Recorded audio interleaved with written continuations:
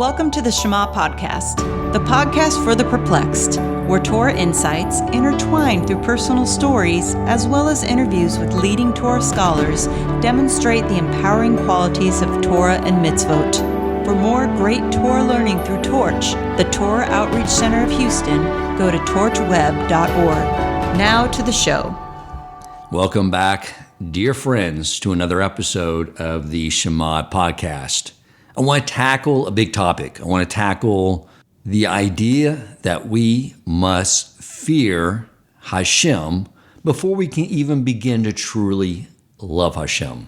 We got to explore what that means. I know when I was participating in Rabbi Yochel Wolbe's class out at the Reform Synagogue many years ago, this idea of fearing Hashem makes people very uneasy. They just want to avoid that idea. I mean, to contemplate an all-powerful creator that can do anything at any time, it's a bit disturbing. It's debilitating to be in a state of fear. But I think that is missing the point.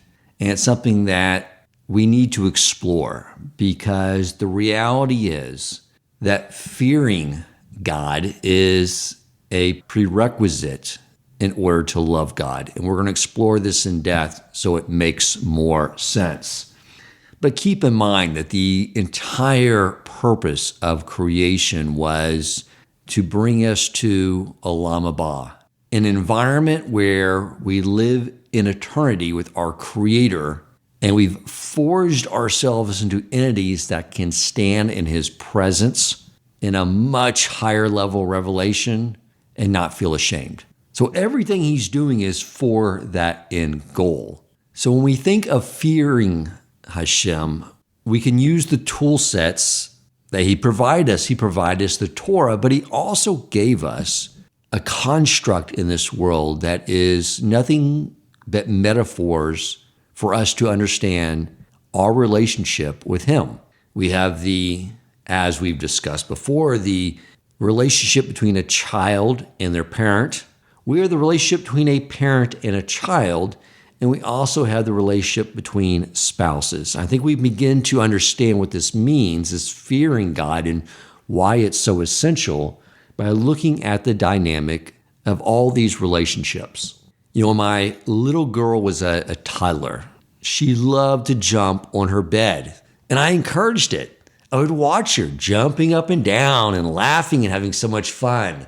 I remember one day thinking, as I was in a room watching her jump up and down on her bed, about how I was such an amazing dad. That's what I thought. My parents never let me jump on my bed. I would get in so much trouble for doing such a thing. I mean, what harm is being done? Why would I take away her joy right now? I was really contemplating, I'm just such a better parent for allowing my daughter to enjoy something so fun as jumping up and down on the bed. And as I was contemplating this idea of how I was such an amazing dad, she jumps up and she begins to hurl headfirst into the corner of her dresser. And at that point, I stepped in and caught her, thank God. And she was not harmed, and I was horrified at what almost occurred. But she thought that was even better. I mean, to not only jump up and down the bed, but to go flying off and to be caught in your daddy's arms. I mean, she just wanted to do that again. And at that point, of course, I saw the consequences of jumping on the bed. And I said, no more jumping on the bed. We're not doing that anymore. And she said, okay. But then every night, I would walk upstairs to put her to bed, and I would hear her jumping up and down her bed, laughing, having so much fun, and I would step in and say, Elsie, remember, no more jumping on the bed. We're not going to do that anymore. And she would say, okay, Dad. So the next night, I go upstairs. Once again, I hear her laughing, saying, wee, and jumping up and down the bed, and I realize it's time for me to grow up. It's time for me to be a dad. And being a dad means sometimes you got to be stern if you really love your little girl. And I knew it was going to be tough on both of us, but I knew I had to do it because in her 2 to 3 year old mind, she could not grasp and conceptualize the consequence of her action if she had hit her head on the corner of that dresser. But I could see that. So I sat outside her bedroom and I just worked on getting myself in a state of creating this persona of stern dad with a stern voice so that she would have a sense of fear of me because she didn't fear banging her head on a dresser. She could not understand that. She couldn't even comprehend the pain she would feel if that had happened. It was beyond her intellectual capacity at that age. But I could get her to understand that she should fear me when I say no. And it took a long time for me to get in that state because every time I heard her laugh, it made me laugh. But finally, I worked on it, got into my persona, like an actor getting into his role of a character. I got into my persona of stern dad, and I walked into her room and I said, "Elsie, I told you, no jumping on the bed." And she had never seen that before. She never heard my stern voice. And she immediately started to cry and ran over and gave me a hug and apologized. And it was hard. It was hard on both of us. I didn't want her to be afraid of me, but I wanted to protect her. But because I did that, it finally stopped it. She was afraid of me using that loud, stern voice. But again, that was not the actual consequence that could occur if she jumped on her bed. And so that is the way Hashem is interacting with us. You know, he talks about in the Torah that he got angry or he will get angry if we do something. It's the same thing. It's a loving parent trying to guide us in the right direction when us, in our toddler capacity, don't understand the consequences when we do certain things. We're blinded to the spiritual reality of the world we live in. We cannot comprehend the various things we do and the negative consequences that will result. You know, there's an idea that I picked up in Rabbi Akiva Tatz's book, Living Inspired. It was very insightful. And it's around this whole idea that when Adam ate from the tree of good and bad and obscured the two within himself, one of the things that happened in our world is that time became bent. And here's what I mean by that. It talks in the beginning for Adam, and also we read this, it's in the Talmud regarding a baby in utero. And because the Torah is paralleling these two things, the story of the Jewish people and the story of our lives, as when we were in utero, it was like Adam before the sin in Gan Eden. And Adam and a baby in utero could see from one end of the world to the other. And they know all of Torah. I think this idea helps us understand really what Torah is.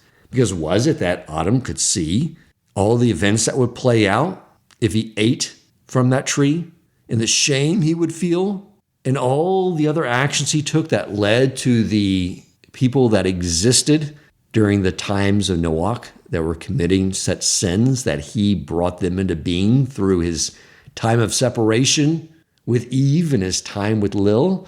I would say no. I would say he was not. This is my idea, but I don't think he actually saw those events unfolding.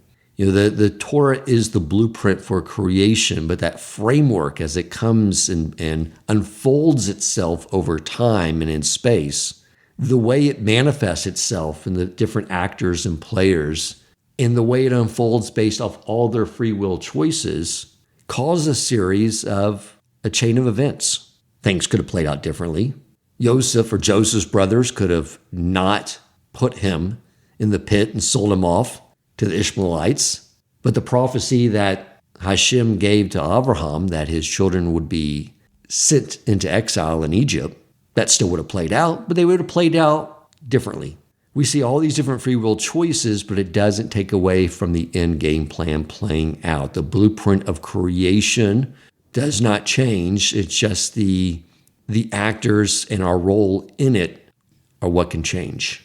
As we sit here now in the year 2023, through our free will choices, will dictate how our storyline plays out in the Torah.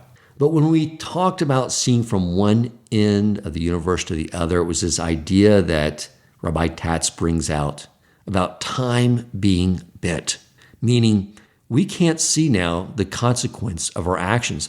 Adam could. Many commentaries say that he was able to calculate and look, if he ate from that tree, what the outcome would be. He could see the pathway of not eating from it and reaching Olam Haba in 6 hours, and he was able to see the outcome of Olam Haba through a 6,000-year process, and see that the one with the 6,000-year process, because it was so much more difficult, it made Olam Haba so much richer. And he chose the path that brought greater reward, although greater risk. And so while maybe he wasn't seeing exactly how that would play out in his own affairs, he could clearly see all the way to the finish line. Like someone in a race, they're in a 100-yard dash, they can always see by looking over their shoulder where they started, and they always see exactly where they're going to. Versus a long-distance cross-country run, and they're constantly taking turns here and turns there. They don't see anymore where they started from, and the only way they know which way to go, where the finish line is by looking at the signs posted saying turn right here, turn left here. And that is what the Torah is giving us guides on how to navigate a world when we cannot see around the corner. We cannot see the consequence of our actions. If we could, there would be no room for the Yetzer Hara. We would clearly see, I commit this sin, that happens, I don't want to do that. So I want to do this mitzvah instead, and I see the end consequence. And that is why we are always commanded, as Rabbi Tatz brings out, to remember the Exodus. Remember Mount Sinai. Remember the starting point of our journey, and stay focused on the end goal, the destination, Olam Haba. It's interesting, too, he brings out that the word Yisrael actually spells the straight one of Hashem. The Yud, Shin, Resh spell straight, and the Aleph and Lamed is a name for God. And also the other thing that we are referred to in our Siddur is Yeshurun. And again, you have the 3-letter word for straight. Yud, Shin, Resh, the letter Nun. And what does that letter represent? The 50th level. The 50th level of revelation. Once again, the Jewish people are on a straight path to Hashem and straight path to the 50th level, Olam Haba. And how do we get there? Through the roadmap of the Torah. So when you look at some of the things, the decisions we have, the choices we make, we have things like kosher. Now, I've had hamburgers at a non-kosher restaurant, and I've had hamburgers at a kosher restaurant. Now, we'll leave out the cheeseburger with this analogy because you go to a kosher restaurant, you get the non-dairy cheese. Come on, you're not fooling my taste buds. It's not cheese. But you just get a non-cheeseburger. I've had them at a non-kosher restaurant and a kosher restaurant. And guess what? I didn't notice any difference whatsoever. Not in the way they tasted, not in the way I felt afterwards. The only difference I saw was the pain of getting the bill with the kosher restaurant hamburger because it was 4 to 5 times as much money. But I don't see the difference. I don't see the impact it's having on me spiritually. This idea that will harden your heart, that will impact your spiritual sensitivity, your ability to comprehend Torah. And maybe it has. Maybe it has, since I've taken on the kosher diet, improved me considerably in this area. But if someone was just beginning and they were not eating kosher, and all of a sudden they eat a kosher hamburger, it's not like they were going to have some great revelation and understand Torah and have some deep insights. It's a long path of cleaning out your system, I would assume, in order to receive those benefits. But Hashem talks sternly with us for this reason, not to eat non-kosher food. It will sever you from the Jewish people. The same with not keeping Shabbos. It will sever you from the Jewish people. I've lived in a world where Sunday through Saturday were all very similar to each other. I did the same things.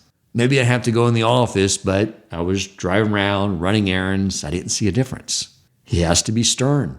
Before we can understand the consequences, just like my daughter could not understand the consequences of jumping off the bed and hitting her head on the corner of the dresser, he needs to be stern with us. Keep Shabbos.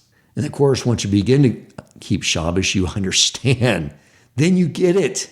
How could you possibly go on throughout the week without recharging yourself to your source, which of course takes place by desisting from any creative acts in order to reconnect with the true creator.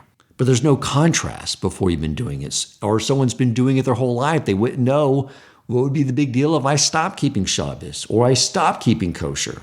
And this is why it's just so necessary for Hashem that we have to fear him. There's times when we need to know that there are going to be some short-term consequences created by him to get us to adjust our behavior so we don't incur the long-term negative consequences of not doing what we need to do to be an entity that can exist in Olam Haba. But there's levels of this fear of Hashem. There's the fear of punishment, which is the lower level, which is good. Sometimes we're at a point where we just need to know, I will not do that because I fear the retribution. I don't want to get sick. I don't want something bad to happen. I don't want to lose money. Whatever he could incur is a short-term consequence to get me to adjust my behavior. I don't want to be punished.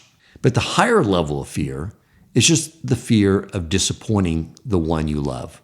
I think there we can take it to the analogy, the metaphor of our relationship with our spouse. The reason we do not cheat on our spouse, well, maybe it is a lower level fear that she'll kill me in the middle of the night when I'm sleeping. Yeah, okay, probably so.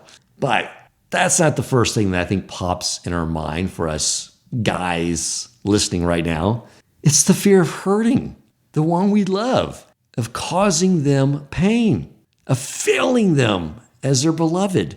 And I think that's the higher level fear. We don't want to disappoint our Creator that is so gracious and kind to us and does so much when we look back on our life. Like, it's unbelievable the goodness he has provided to us.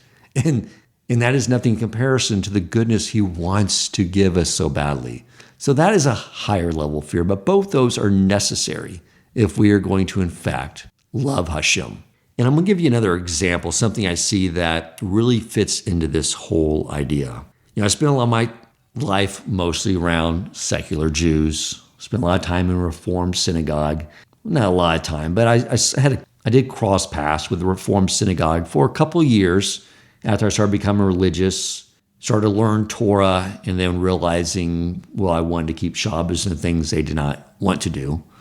And I definitely enjoyed my time there, orchestrating Rabbi Yokov Wolbe to come out and teach Torah to us every Sunday. And I really was just sort of facilitating every Sunday, having that class and helping my dear friends get exposure to real authentic Torah by a real scholar. But I know that there was a lot of other education that went on there, and I was asked to sit in on a class. I may have mentioned this to you before, but it was so sad because the whole philosophy of this class was, let's learn from all religions, because we all know that the Christians have their texts, we have our texts, the Muslims have their texts, the Scientologists have their texts. I don't know. Everyone has their text. We don't know if our text is true. They don't know if their text is true. Let's just admit it. They're all made up, but let's see if we can learn from everyone's text. Okay. Premise, of course, being that the Torah was written by men, did not come from our Creator. Fine. So I went through one of these classes, the encouragement, and I couldn't do it anymore. It was just it was so heartbreaking. The whole philosophy was, too, that the leader of this group, that our forefathers were just antiquated, primitive men. And then over time, mankind has become more sophisticated because we have cool gadgets now.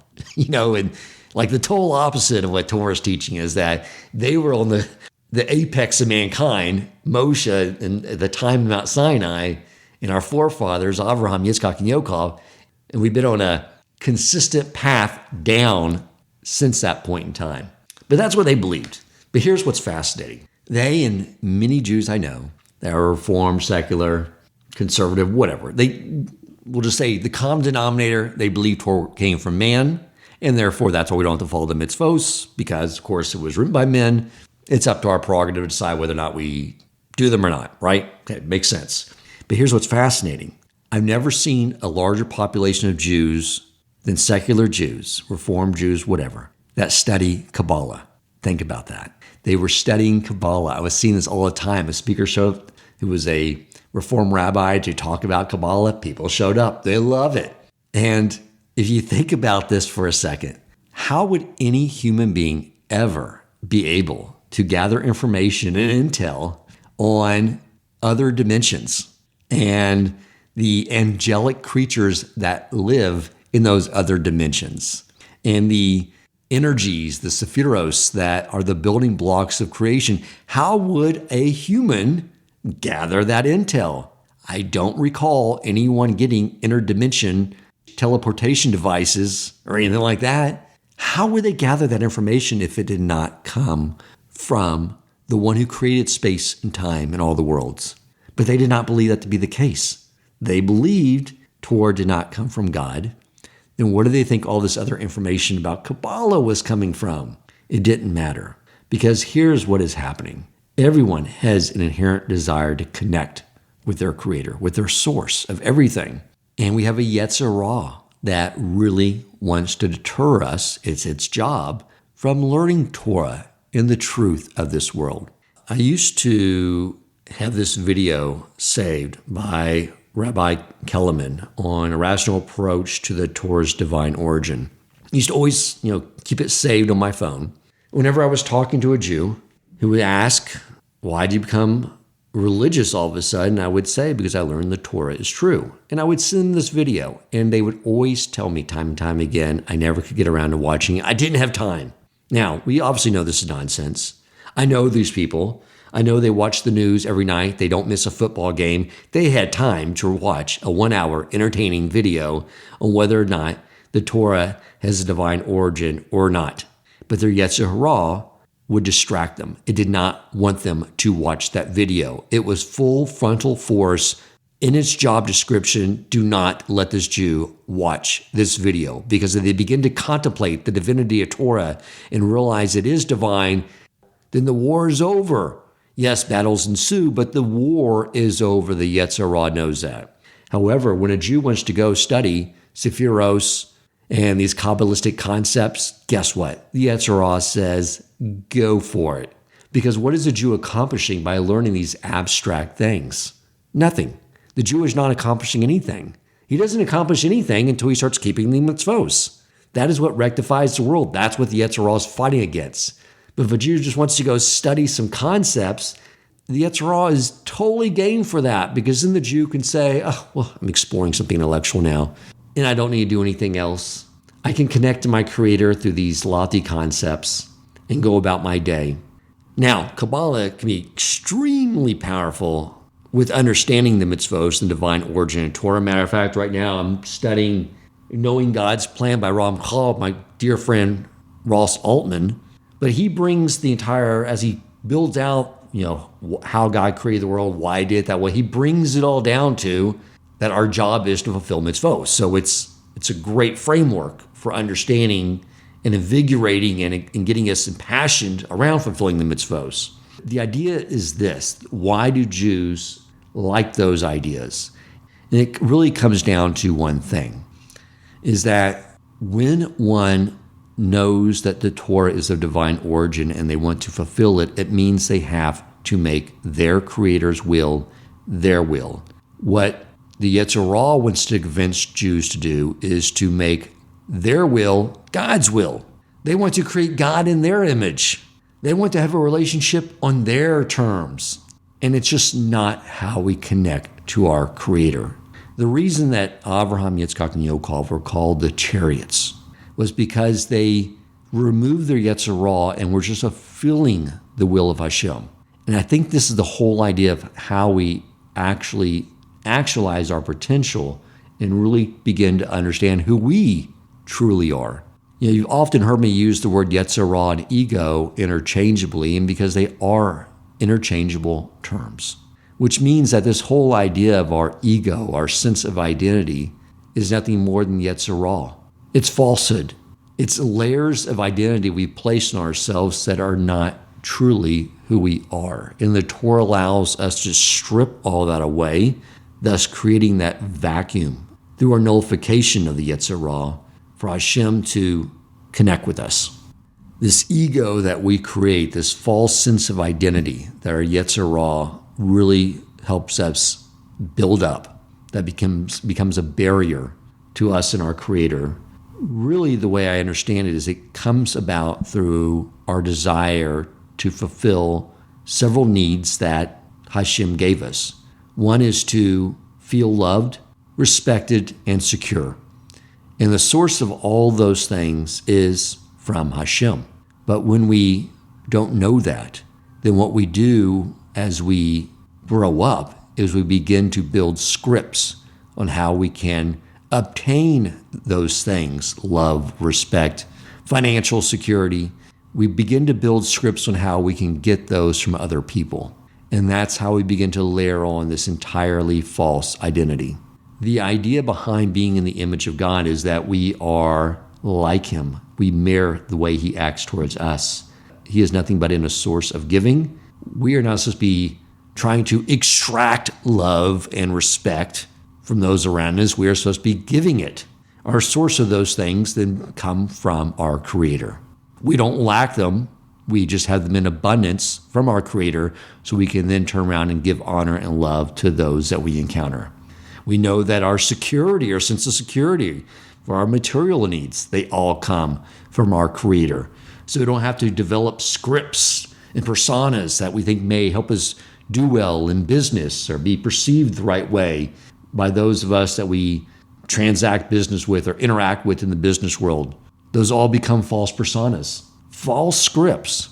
But once we know that all that comes from Hashem, then we can begin to tear those away and get to our true essence. And who are we? Really? We are a creation. We are a Jew, a very special creation. And who we are is one, we are the gatekeepers that allow Hashem into the world. And we remove that barrier between Him and the world around us through learning Torah and doing the mitzvos, which is what empowers us to overcome our Yetzer Hara and make our Creator's will our will. But to get there, we have to have a fear of Hashem, because we don't necessarily know the consequences of our actions. We are like a small child sitting in our parents' arms. We don't know. And that is why if we don't have a healthy level of fear of our Creator, we will not do what in the end is in our best interest. If we try to do what we think is the way the relationship should work, we want to build God in our image.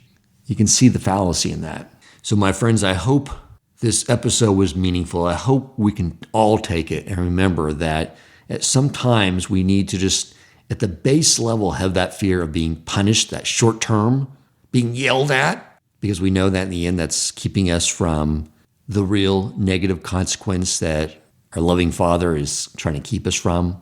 Sometimes we want to step up to that next level of fear and just not want to disappoint Him, to make Him proud, to give Him nachas, to do our best for Him. But then when we get to that level, then we can begin pursuing the Torah study and the mitzvos out of just love and gratitude and thanks to our Creator. But all those things are needed, and fear comes first. Trust our sages when they say we cannot love Hashem without first fearing Him. Have a great day, and thank you for listening. If you enjoyed this episode, please consider supporting Torch so they can continue to spread Torah wisdom to the world by making a donation at torchweb.org and clicking donate in the top right corner of the page.